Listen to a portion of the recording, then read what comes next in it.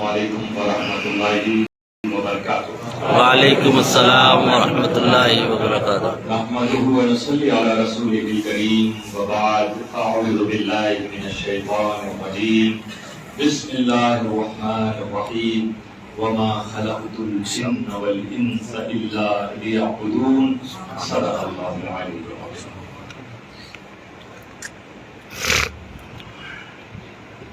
ابھی مسجد میں آنے سے پہلے آپ کے شہر کے قبرستان میں گیا،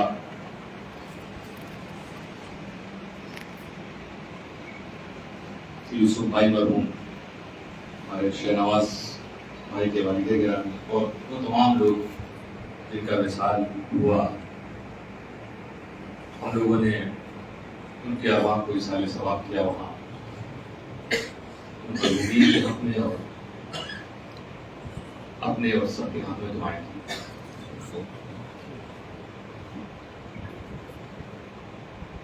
نبی اکرم صلی اللہ تعالی علیہ وسلم نے فرمایا، ضرور قبرستان جایا کرو، فإنها تذکر الآخرہ، سبحان اللہ، کیونکہ یہ قبریں جو ہیں یہ آخرت کی یاد دلاتی ہیں۔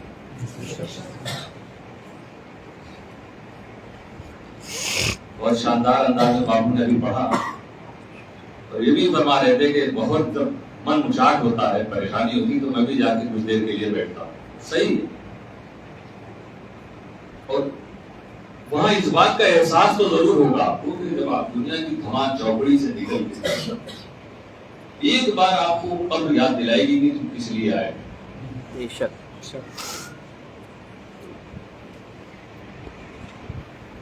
ہمارا اکثریت کا چلنا پھرنا اٹھنا بیٹھنا، جو زندگی گزارنے کا طرز ہے نا، جس اسٹائل میں ہم لائف گزار رہے ہیں آج امت مسلمہ کے اکثر افراد، انہیں دیکھ کے یہ لگتا ہے کہ ہمیں اپنی زندگی کا مقصد نہیں معلوم۔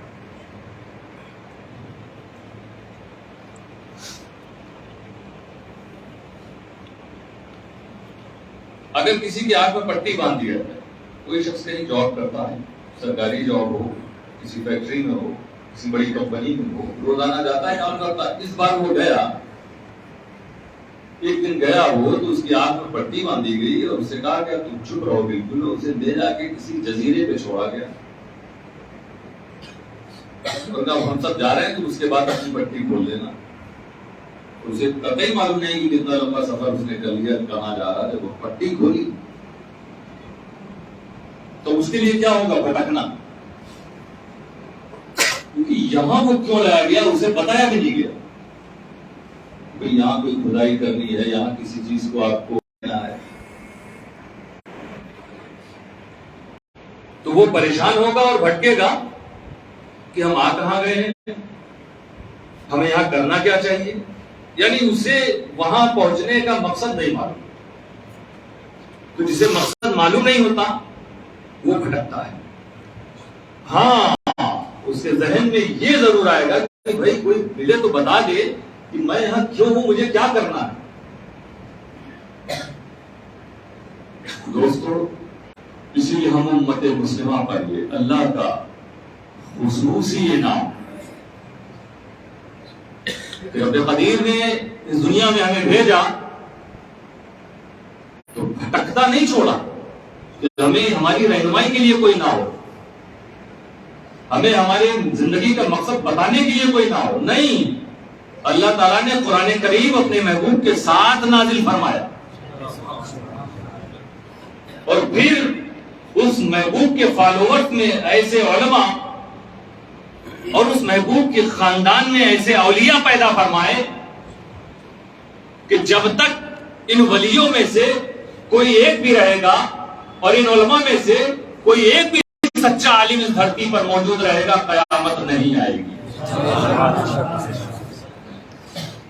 یہ انتظام رب تعالیٰ نے فرما دیا۔ قرآن اب قرآن پڑھو گے، قرآن سمجھو گے، قرآن سنو گے قرآن کہتا نظر آئے گا تم کو وما خلقت الجن والانس الا ليعبدون. تو تم پوچھ رہے ہو کیوں آئے ہو دنیا میں, کیوں پیدا کیے گئے ہو؟ تو دیکھو قرآن میں اللہ فرما رہا ہے کہ میں نے انسان کو صرف اپنی عبادت کے لیے پیدا کیا. تو ہمیں قرآن سے قریب ہونا ہے, قرآن کا درس دینے والوں سے قریب ہونا ہے, قرآن کا پیغام سنانے والوں سے قریب ہونا ہے, تب ہم اللہ سے قریب ہوں گے. تو تب ہمیں بار بار احساس ہوگا اس بات کا کہ ہم اس دھرتی پر کیوں ہیں. آج دیکھ لو جتنے لوگ اس مسجد میں موجود ہیں الحمدللہ, کوئی ایسا ہے جو اپنے رب کے تعلق سے مطمئن نہ ہو. اللہ تمہارا رب ہے, ایمان ہے نا, اور اس ایمان پر اطمینان ہے کہ نہیں کہ ہم جہاں ہیں صحیح ہیں الحمدللہ. محمد مصطفیٰ اللہ کے رسول دیکھا نہیں ہے, تم نے دیکھا نہیں, 1400 سال بعد تم آئے ہو, لیکن تم مطمئن ہو کہ وہی رسول ہے, ان کے بعد کوئی آئے گا بھی نہیں. کیسا اطمینان تم کو, تم کسی کے انتظار میں نہیں ہو. اب تمہیں ضرورت نہیں کہ کوئی دنیا میں آئے کتاب لکھے تو پتا چلے اللہ کون, رسول کون, سچا دین کون, قیامت کون. نہیں, قرآن موجود ہے, تم جانتے ہو, مطمئن ہو. دنیا والے کتنا کہیں کہ قرآن میں یہ ہے, قرآن میں وہ ہے, تم کہو گے نہیں, تم نہیں سمجھ پا رہے ہو. مسلمان خود بھی قرآن نہیں سمجھتا, مگر اتنا سمجھتا ہے کہ قرآن میں جو کچھ ہے صحیح ہے. کیا معجزہ اس کتاب کا آپ دیکھیے, تو کیسا اطمینان ہم مسلمانوں کے دلوں پر نازل, ہم کتنا مطمئن ہیں. قرآن کے تعلق سے تم مطمئن, رسول کے تعلق سے مطمئن, کعبہ تمہارا قبلہ ہے تم مطمئن, نماز فرض ہے اس بارے میں تمہیں کوئی ڈاؤٹ نہیں, زکات کے بارے میں ڈاؤٹ نہیں, حج کے بارے میں ڈاؤٹ نہیں, جتنے احکامات تھے فرائض تھے سب سے تم مطمئن کہ ہاں یہ ہے, اللہ تمہارا رب ہے, مالک ہے, قیامت. وہ چیز سوچیے, حشر ہے, پل صراط ہے, جنت ہے, دوزخ ہے, کوئی ڈاؤٹ ہے تم کو؟ کہیں سے کچھ یہ احساس ہوتا ہے کہ پتہ نہیں یہ ہوگا کہ نہیں ہوگا؟ یہ ہمارے ایمان کی شان ہے دوستوں. یؤمنون بالغیب, یہ بغیر دیکھے ایمان رکھتے ہیں. قرآن کی شروعات میں ہی اللہ تعالیٰ نے مومنین کی تعریف کی. تو دوستوں, آپ محبوب مصطفیٰ کا دامن آپ نے پکڑا, ان ساری چیزوں کے تعلق سے بالکل مطمئن. تو کبھی اس قوم سے پوچھ لو, ان کے پڑھے لکھے لوگوں سے پوچھ لو, ہر بات میں انہیں تشویش ہے, ڈاؤٹ ہے, شک ہے, پریشانی ہے. وہ پھرتے رہتے ہیں کہ اس کتاب سے بہترین کوئی دوسری کتاب مل جائے. وہ ایک دربار سے دوسرے دربار کا چکر لگایا کرتے ہیں, اور لگانے والے ایسے بھی تھے جو 1400 سال پہلے بھی تھے. کبھی اس میکدے میں گئے, کبھی اس میکدے میں گئے, جسے لوگ میکدہ کہتے تھے. کبھی کسی طرف گئے, کبھی کسی طرف گئے, لیکن جیسے ہی وہ فارس کا باشندہ محمد مصطفیٰ کی بارگاہ میں آیا تو سلمان فارسی بنتا نظر آیا. ایسا اطمینان, ایسا ایمان پختہ ہو گیا کہ رسول اکرم فرماتے ہیں کہ سلمان میرے اہل بیت میں. سبحان اللہ. ادھر ادھر بھٹکے مختلف آقاؤں کی غلامی کی سکون و اطمینان نہیں ملا بلال کو, لیکن جب محمد مصطفیٰ کے سامنے آ گئے تو اب پیٹھ پہ کوڑے بھی پڑ رہے ہیں, پھر بھی دل مطمئن نظر آ رہا. سبحان اللہ. آج بھی دوسری قوموں کا یہی حال ہے دوستو, چاہے وہ جس کے فالو کر رہے ہو, جس کو بھی فالو کر رہے ہو, جس کے بھی پیچھے چل رہے ہو, لیکن اطمینان کسی کو حاصل نہیں ہے, سکون کسی کو حاصل نہیں ہے. وہ بہتر سے بہتر کی تلاش میں ہوتے ہیں. وہ جس کی عبادت کرتے ہیں اس کے تعلق سے بھی انہیں شک و شبہ ہے. کبھی اپنے ہاتھوں سے بناتے ہیں, کبھی اپنے ہاتھوں سے توڑتے ہیں, کبھی پڑھتے نظر آتے ہیں, کبھی جلاتے نظر آتے ہیں.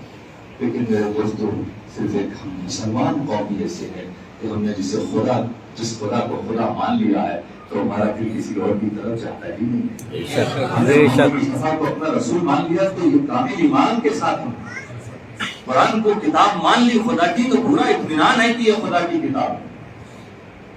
دوستو, جس دن ہم مسلمان قرآن کو سمجھنا شروع کر دیں گے تب اس امت کا کیا حال ہوگا. جس کا یہ ایمان ہو, جو اٹل ہو اپنی جگہ پہ, ساری دنیا پریشان ہے, اور یہ بھی یاد رکھنا کہ تمہارے وجود کا سبب تمہارا قرآن ہی ہے۔ بے شک ایسی کوئی کتاب نہیں ہے تمہارے پاس جس میں تبدیلیاں ہو رہی ہیں، جس میں تحریف ہو رہی ہے، جس میں چینجنگ ہو رہی ہے۔ ورنہ ایک سے ایک لوگ فرضی کام کر جاتے ہیں، فرضی کتابیں بن جاتی ہیں، مگر قرآن کریم کا ڈپلیکیٹ ابھی تک نہیں آیا کوئی۔ کیسی کتاب ہے آپ دیکھو، اور کبھی کسی نے کوشش بھی کی تو وہیں پکڑا گیا جہاں کوشش کی۔ ایسی بھی چھپی کتابیں چھپائی اسلام کے دشمنوں نے کہ قرآن میں کچھ اضافہ کر دیا اور اس کو مارکیٹ میں دے دیا۔ پہلا خریدار جب دکان پہ دکان پہ پہنچا، قرآن خریدنے والا تو دینے والے نے وہی کتاب دی، اور وہ خود حافظ تھا، قرآن یاد تھا اس کو۔ ہوتا نا آدمی کوئی ایک بار دیکھتا، جب اس نے اٹھا کے کھولا تو وہی پیش کھولا جس میں تبدیلی کی گئی۔ ابھی وہ کتاب اور نسخہ کسی دوسرے کے پاس نہیں پہنچا، اللہ نے راز کھول دیا۔ کیونکہ رب فرماتا ہے کہ انا نحن نزلنا الذکر، قرآن ہم نے نازل کیا، وانا لہ لحافظون، ہم اس کی حفاظت کریں۔ میرے دوستوں، کوششیں دشمنوں نے بہت کی لیکن وہ ناکام ہے۔ آج ہم مسلمانوں کو ضرورت ہے کہ اگر ہمیں اپنے مقصد حیات کو پہچاننا اور پہچاننے کے ساتھ اس مقصد کو پورا بھی کرنا تو ہمیں قرآن کی تعریف ہونا پڑے گا۔ دو چیزیں رسول نے چھوڑی، کتاب اللہ اور رسول کی اولاد۔ یہ دونوں چیزوں کو مضبوطی سے پکڑو۔ الحمدللہ آپ کی بستی میں بھی سادات کرام، قرآن ہر گھر میں موجود، بستی بستی میں سادات کرام موجود، ان سے محبت ضرور کرنا۔ امام شافعی جیسا عالم، محدث، مفسر کہتا یا اہل بیت رسول اللہ انا حبکم فرض من اللہ فی القرآن انزلا، کہ اے اولاد رسول، رسول کے گھر والوں، تم سے محبت کرنا فرض ہے، اور یہ حکم میرا حکم نہیں ہے، تو اللہ نے قرآن میں نازل کیا۔ آج آپ کی اس بستی میں سے پہلے بھی میں آیا ہوں، مگر اس بار جو میں نے آنے کا ارادہ کیا تھا، قادری باپو علیہ رحمۃ وصال ہوا، اور ان کے وصال کے بعد سے ہماری یہاں بھی نہیں ہوا۔ اور بھی ہمارے احباب جن کے ساتھ کبھی اٹھنا بیٹھنا ہوا تھا، کورونا پیریڈ میں ان کا بھی وصال ہوا۔ ایک دردناک حادثے میں قادری باپو وصال فرما گئے، لیکن انشاءاللہ انہوں نے جو خدمتیں کی، مثلا مدارس کے تعلق سے اطراف کے علاقوں میں جاتا کر رب قدیر اس کی جزا اور اجر عظیم انہیں اللہ تعالیٰ عطا فرمائے گا، اور اللہ تعالیٰ ان کے برادران کو، صاحبزادگان کو، اقربا کو اور وابستگان کو صبر جمیل عطا فرمائے۔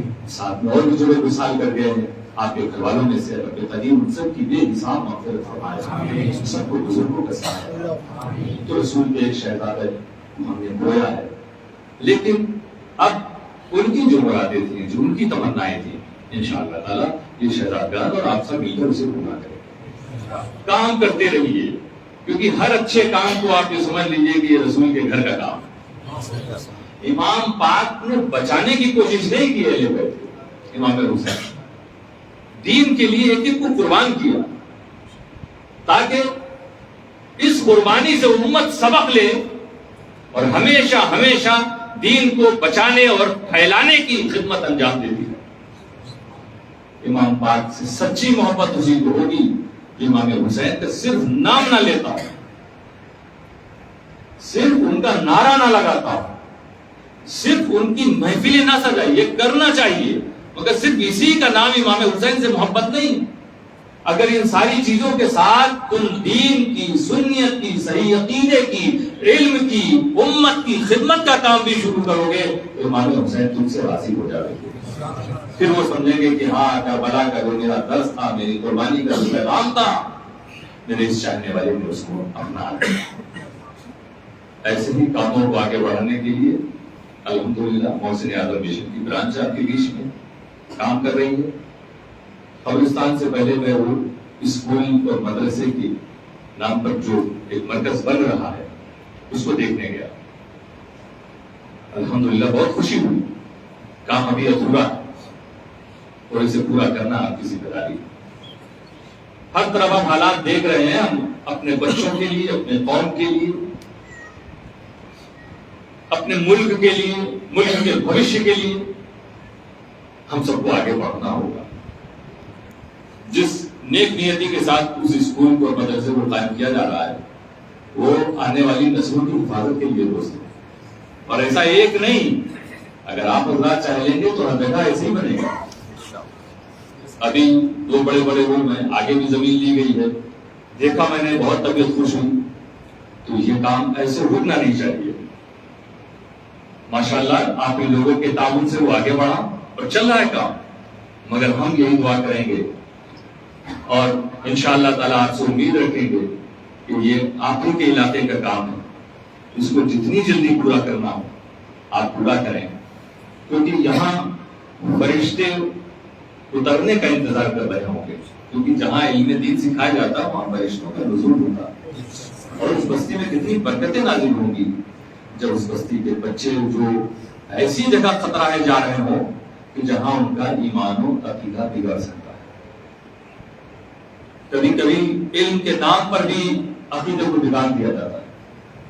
تو جہاں کہیں بھی ایسی کرن آپ کو نظر آ گئی، کیونکہ آپ ان علماء، ان مشائخ، ان سادات کے دامن سے وابستہ ہیں جنہوں نے دین و سنیت کے لیے قربانیاں دی۔ آج امام اہل سنت امام احمد رضا کا یہ کلام پڑھا جا رہا تھا، کتنی نکتہ تاری ہو رہی تھی، کتنا اچھا لگ رہا تھا، ایسا لگ رہا تھا کہ واقعی میں کس مستی کے عالم میں انہوں نے لکھا ہوگا، جب لکھا ہوگا جب ہم لوگوں کا سننے کے بعد یہ حال ہوگا۔ دوستو، یہ وہ امت کے سردار لوگ تھے جنہوں نے قدم چلائی ہے، قدم چلایا ہے سنیت کو بچانے کے لیے۔